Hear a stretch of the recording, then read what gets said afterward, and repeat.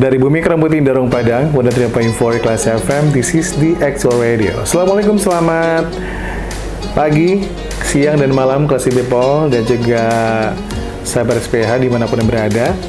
Senang sekali saya, Edo Prusiano, bisa hadir menemani Anda kali ini di program podcast Semen Padang Hospital bersama Radio Kelas FM, dan semoga Anda selalu dalam keadaan sehat dan juga penuh semangat dalam menjalani Ramadan kali ini.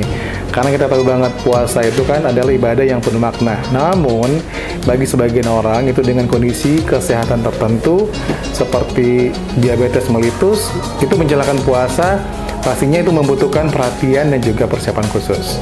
Nah, juga kebetulan kali ini di episode podcast kali ini Semen Padang Hospital bersama Kelas FM, kita akan membahas topik penting seputar bagaimana cara menjalani ibadah puasa bagi pasien diabetes mellitus agar ibadahnya tetap nyaman, aman, dan juga sesuai dengan anjuran medis. Namun saya nggak sendiri, saya sudah bersama narasumber kita di kali ini di podcast Semen Padang bersama Dr. Mutia Faurin SPPD, merupakan dokter spesialis penyakit dalam di Semen Padang Hospital. Kita sapa dulu. Halo Dokter Mutia, apa kabar? Halo Mas Edo, kabar baik. Mas Edo apa kabar? Baik juga, alhamdulillah ya. Ini menarik ini. Kalau untuk diabetes mellitus kan sebenarnya jenis penyakit yang hampir semua orang juga pasti mengalami ya. Cuman kalau yang lagi dalam kondisi tertentu pastinya juga butuh perhatian khusus ya dokter ya. Tapi sebelum kita jauh nih dok, kita bahas tentang diabetes mellitus ini. Sebenarnya mungkin dokter bisa jelaskan sebenarnya apa sih diabetes mellitus itu dan kenapa kondisi itu perlu perhatian khusus pada saat kita berpuasa dok. Oke, jadi seperti yang Mas Edo sebutkan tadi sebelumnya, kalau penyakit diabetes ini sebenarnya banyak orang sudah tahu karena ini penyakit yang cukup umum baik di Indonesia ataupun di dunia. Bisa kita sebut ini penyakit kronis yang angkanya cukup tinggi. Nah, penyakit diabetes mellitus ini sendiri sebenarnya itu tipenya ada banyak sekali, ada berbagai macam, tapi yang paling sering diketahui itu adalah diabetes tipe 1 dan diabetes tipe 2. Nah, diabetes ini adalah kondisi di mana kadar gula di dalam darah itu sangat tinggi yang terjadi akibat kadar insulin di tubuh ini kurang, atau insulin ini ada nih tapi tidak bekerja dengan baik. Sedangkan insulin itu ibarat kalau kita mau masuk rumah kan mesti buka kunci. Nah, insulin itu ibarat kuncinya agar supaya si gula yang di dalam darah ini bisa masuk ke sel dan nantinya bisa diubah menjadi energi. Nah, kalau misalnya insulin ini bermasalah, itu tuh menyebabkan nanti kadar gula tersebut menumpuk tinggi di dalam darah sehingga menyebabkan terjadinya diabetes mellitus.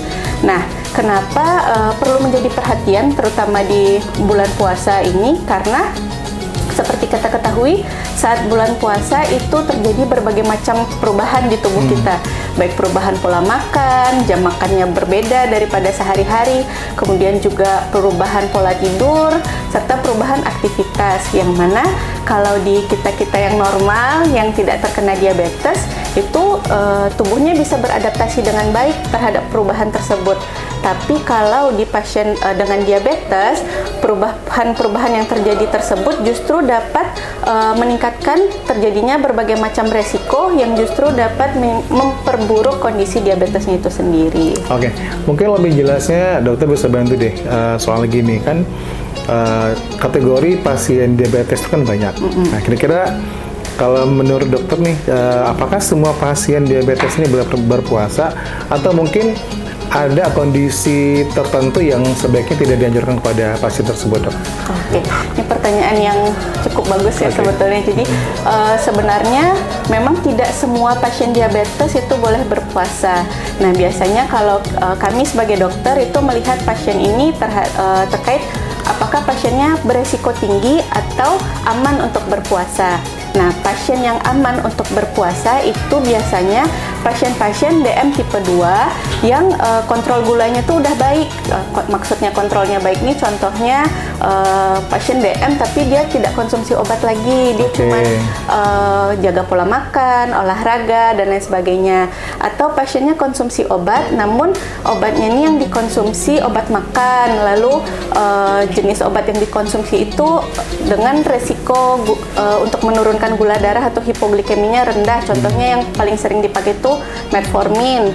Nah itu masih boleh. Kemudian juga pasien-pasien DM tanpa komplikasi yang berat, atau pasien-pasien DM misalnya udah pakai insulin atau ada komplikasi lain tapi pasien ini bisa memantau gula darahnya sendiri, mandiri dan mengerti gitu, itu masih kita perbolehkan untuk berpuasa. Namun apabila pasien ini kita temukan beresiko tinggi, contohnya dalam beberapa bulan terakhir itu sering mengalami hipoglikemia atau kadar gulanya turun drastis sampai masuk rumah sakit karena nggak sadar, itu kita tidak anjurkan. Atau pasien sudah makan obat DM, sudah pakai insulin tapi kadar gulanya masih tinggi, masih tidak terkontrol, bahkan juga sering sesak atau penurunan kesadaran karena gulanya tinggi juga tidak kita izinkan. Atau juga sering sekali itu ibu-ibu hamil yang menderita DM itu juga tidak dianjurkan untuk berpuasa. Apalagi kalau misalkan pasien-pasien DM ini memiliki komplikasi berat seperti gagal ginjal yang cuci darah misalnya, atau penyakit jantung berat, atau baru menderita stroke, itu juga kita tidak anjurkan untuk berpuasa seperti itu. Oke, berarti kalau misalnya pasien DM ini dengan kompilasi apa segala macam, berarti memang sangat tidak ya dianjurkan berarti kita, Dok ya? Iya, kalau misalkan komplikasinya berat itu kita tidak anjurkan untuk berpuasa karena ditakutkan bisa memperburuk kondisi pasien. Oke, kalau misalnya ketika lagi berpuasa pasien DM ini, dokter, kira-kira kalau kemungkinan yang biasa muncul, apalagi kalau misalnya dia sebenarnya bisa berpuasa tapi persiapannya nggak ada, mungkin kayak tadi mungkin dia lupa sahur, atau mungkin ketika yang insulin dia lupa suntik dulu gitu kan. Nah, itu apa yang sering ditemukan ketika selama proses puasa itu, Dok, pada pasien itu? Oke, jadi memang kalau misalkan pasien-pasien DM ini tidak persiapan dulu sebelum menjalankan ibadah puasa, bisa terjadi beberapa resiko yang justru memperburuk kondisinya. Seperti yang saya sebutkan tadi, misalnya hipoglikemia, karena mungkin tidak sahur tapi tetap memaksakan diri untuk puasa, tapi obat gulanya tetap dimakan. Tentu kita tidak punya cadangan energi, sehingga menyebabkan kadar gulanya turun drastis. Kemudian juga bisa gula darahnya itu drastis naiknya atau hiperglikemia, karena kalau puasa sering lapar mata kan waktu berbuka gitu, jadi makan takjil segala macam, over, akhirnya gula darahnya mendadak tinggi. Atau yang sering juga dehidrasi, karena pasien-pasien dengan kadar gula tinggi itu biasanya sering mengeluhkan sering pipis atau buang air kecil. Nah, kalau misalnya beraktivitas siang hari, apalagi Padang panas ya Mas ya, terus sering-sering pipis, akhirnya kan banyak cairan tubuh yang keluar sehingga sering menyebabkan pasiennya itu mengeluhkan dehidrasi. Terus juga misalnya pasien ini karena kadar gulanya yang tidak stabil tadi, kalau dia punya komplikasi-komplikasi yang sudah terjadi, misalnya ada luka di kakinya karena gula darahnya tidak stabil, sering tinggi, menyebabkan lukanya jadi sulit sembuh, atau komplikasi lainnya juga memberat, seperti itu. Oke, berarti itu memang harus jadi perhatian khusus ya, apalagi buat keluarga. Itu kalau misalnya ada anggota keluarga yang ini, berarti tetap pengawasan ketat harus lah gitu ya, Dok ya, jangan sampai lewat ya. Nah, kalau untuk ininya kan kalau sahur berbuka tentu pola makannya dengan hari biasa pasti beda, Dok. Cuman kalau pengaturannya apakah sama, misalnya gini, ada batasan tertentu atau hanya tetap makannya tetap sama, cuman kan yang membedakan waktunya aja, atau gimana, Dok, sebenarnya? Sebenarnya kan kalau kita puasa justru jam makan kita tuh sebetulnya lebih teratur loh, karena kita jelas makan waktu sahur, waktu berbuka gitu kan. Cuman memang yang penting menjadi perhatian itulah apa yang dimakan dan berapa jumlah yang dimakan.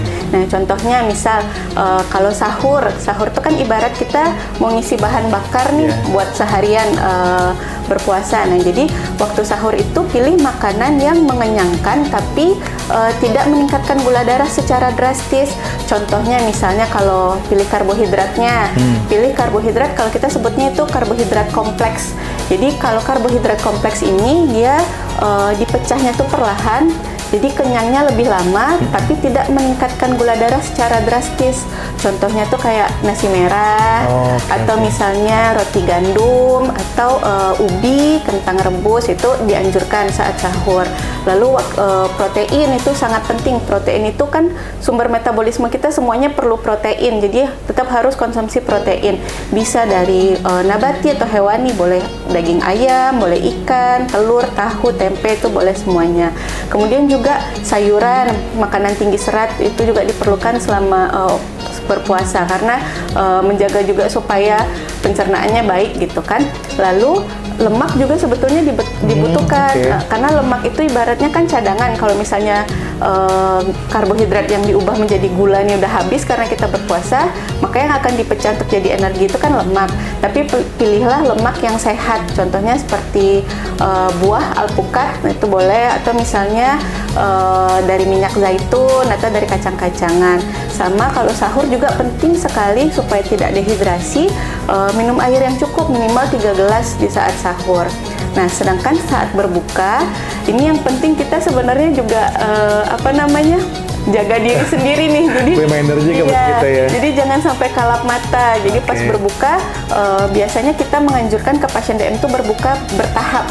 Jadi jangan langsung makan berat. Nah, biasanya kita anjurkan minum air putih, lalu boleh makan buah kurma agak 1-2 butir misalnya. Lalu atau misalnya kalau nggak ada kurma, boleh buah-buah potong yang rendah gula seperti pir, apel, atau pepaya. Setelah itu kalau bisa makan dulu obat DM-nya atau suntik insulin dulu, dan setelahnya baru masuk ke makanan utama. Nah, makanan utama ini juga kolak makanan utama bukan ya. Jadi makanan utamanya tetap kita jaga. Ibaratnya tuh kalau piring itu kita bagi 4. Nah, seperempatnya itu karbohidratnya, seperempatnya lagi proteinnya, setengahnya sayurannya. Ditambah tetap konsumsi air putih yang cukup. Jadi seperti itulah kira-kira pengaturan untuk makan selama puasa. Tapi kan itu kan dalam satu piring itu berarti ada karbonya, ada proteinnya, ada lemaknya, harusnya gitu ya. Ada seratnya juga gitu kan. Tapi kalau misalnya ada pasien DM yang cuman makannya nggak gitu, dok, misalnya dia makan mie aja gitu, itu ngapain nggak? Maksudnya kan itu kan hanya mie aja, karbo aja, nggak ada yang lain gitu kan, misal kayak gitu. Ya, kan mie itu karbohidratnya cukup tinggi ya, tinggi karena dia dari tepung. Nah, itu justru tidak disarankan kalau di pasien DM-nya, kalau mau berbuka, mau sahur, itu tidak disarankan. Jadi memang lebih baik memang karbohidrat utamanya kalau bisa itu karbohidrat kompleks, ataupun kalau cuma adanya nasi putih nih ya nggak apa-apa, tapi jumlahnya dibatasi. Oke, gitu ya. Berarti tetap harus itu diperhatikan aja berarti ya. Betul. Kalau mau berpuasa juga. Nah, terus kalau untuk pengaturan obatnya gimana, dok? Kan ada nih yang pakai obat, ada yang pakai suntik insulin. Itu pengaturannya apakah sama dengan hari biasa atau ada perbedaan khusus gitu? Baik. Nah, yang penting kita ketahui kalau selama berpuasa itu makan obatnya hanya saat sahur dan berbuka. Jadi nggak ada makan obat atau suntik obat di siang hari gitu ya. Nggak ada. Ya, jadi biasanya sebelum bulan Ramadan kalau pasien tuh kontrol ke poli, dokter akan menyesuaikan nih, misalnya dilihat kontrol gulanya beberapa bulan terakhir. Kalau misalkan memungkinkan dosisnya diturunkan, dokter akan menurunkan dosisnya. Atau misalnya memungkinkan obatnya diganti gitu dari insulin menjadi obat oral, itu bisa juga dilakukan. Kalau misalnya kayak pasien seringnya kan dapat contoh misal metformin 3 kali sehari gitu, yang makan 1 saat sahur, 2 tablet selanjutnya di saat berbuka. Jadi intinya makan dosis yang besarnya itu saat berbuka. Atau misalnya dapat obatnya 2 macam, contoh misal yang sering tuh metformin sama glimepirid misalnya. Metformin 2 kali sehari, glimepirid 1 kali sehari. Berarti waktu sahur makan metforminnya 1 macam, waktu berbuka makan metformin dan glimepiridnya. Intinya seperti itu. Jadi tidak perlu menyuntikkan atau konsumsi obat di siang hari, karena kan kita lagi nggak ada cadangan makanan ya waktu siang, ditakutkan nanti gula darahnya jadi drop. Dan biasanya memang dosisnya disesuaikan dengan kondisi pasien beberapa bulan sebelumnya. Oke, untuk beberapa case untuk pasien yang DM ini selama Ramadan mereka boleh olahraga nggak, dok? Atau kalau boleh misalnya itu apa nih yang yang disarankan buat mereka? Oke, kalau olahraga itu sebenarnya diperbolehkan karena kan tetap ya tubuh perlu aktivitas ya untuk keseimbangan tubuh. Cuman memang perlu diperhatikan yang pertama, apakah pasien ini cukup stabil untuk melakukan olahraga. Kalau misalnya pasiennya stabil, sehat, merasa mampu untuk melakukan olahraga itu boleh-boleh saja. Cuman memang harus diperhatikan waktu-waktunya. Jangan olahraga di siang hari misalnya. Langsung buka nanti, Dok. Atau biasa kita nganjurkan olahraganya tuh saat mau berbuka 15 menit sampai 30 menit sebelum berbuka, karena kalau misalnya nanti tiba-tiba gulanya ngedrop itu kan bisa langsung berbuka, jamnya sudah dekat gitu. Ya. Atau misalkan boleh juga olahraga 2 jam setelah berbuka, karena kan udah ada makanan yang masuk nih, udah ada cadangan energi, itu juga diperbolehkan. Atau boleh juga berolahraga setelah tarawih, juga sering kan tempat nge-gym kadang ramai tuh habis tarawih kadang. Nah cuman biasanya itu boleh dilakukan asalkan istirahatnya cukup. Jadi istirahat cukup, tidak mengganggu jam tidur, atau pasiennya ini juga memang merasa mampu untuk melakukan olahraga di jam tersebut. Intinya jangan memaksakan diri gitu. Nah, olahraga yang dilakukan pun juga tidak disarankan olahraga yang berat kayak ngangkat beban berat atau misalnya lari cepat gitu, tidak disarankan. Jadi biasanya olahraga dengan intensitas sedang kayak jalan santai atau sepeda atau berenang itu masih boleh dilakukan. Oke, kan pasien DM ini kan bisa, kalau untuk usia kan bisa macam-macam, Dok ya. Ada yang lansia, ada yang umurnya ya dewasa lah gitu kan, ada yang anak-anak. Kalau misalnya beberapa jenis usia ini, apakah itu ada perbedaan ini nggak sih, Dok? Maksudnya gini, kan kalau misalnya lansia kan tentunya mereka juga nggak bisa ngapain kan, mereka nggak bisa olahraga segala macam. Kalau yang orang yang sehat tapi dia DM, tapi dia masih bisa olahraga segala macam, itu ada dampak apa namanya, perbedaan yang khusus nggak ketika mereka menjalankan puasa dengan aktivitas tertentu gitu, Dok? Oke, kalau lansia mungkin ya aktivitasnya tentu tidak bisa seberat usia muda gitu. Dan juga kalau lansia itu yang perlu ditekankan adalah kalau mau menjalankan ibadah puasa atau mau beraktivitas saat puasa harus ada orang yang mendampingi. Jadi harus ada yang memantau, karena ditakutkan nanti misalnya tiba-tiba gula darah rendah tidak sadar, nggak ada yang liatin di rumah misalnya gitu. Jadi kalau lansia lebih ke apakah lansia ini kita sebutnya rapuh gitu, rapuh atau masih bisa beraktivitas, dan apakah ada pendamping atau tidak, seperti itu sih. Oke, cuman gini, Dok, banyak juga nih pasien yang takut puasa, itu dia takutnya gini, wah kalau saya puasa takutnya makin drop nih, makin parah nih gulanya gitu kan ya.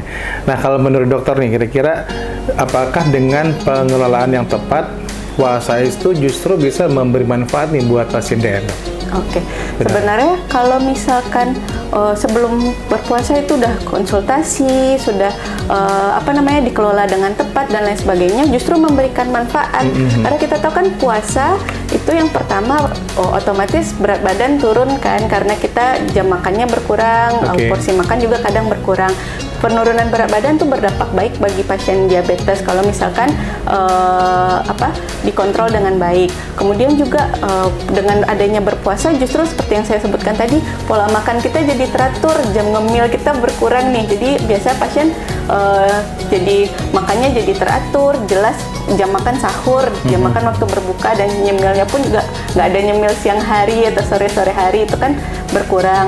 Dan justru dengan kondisi-kondisi tersebut dapat memperbaiki diabetesnya itu sendiri, dapat mengontrolnya, asalkan yaitu tadi dipantau jelas dan tetap konsumsi obat sesuai dengan saran dari dokter. Kalau ada yang ngemilnya malam gimana, Dok? Kan buka jam 7 nih, jam 7, ngambilnya jam 9, jam 10, itu dibolehkan atau sebaiknya tidak? Kalau misalkan habis sholat tarawih seringnya lapar gitu kan? Itu sebenarnya masih dibolehkan, cuman apa dulu jenis cemilannya.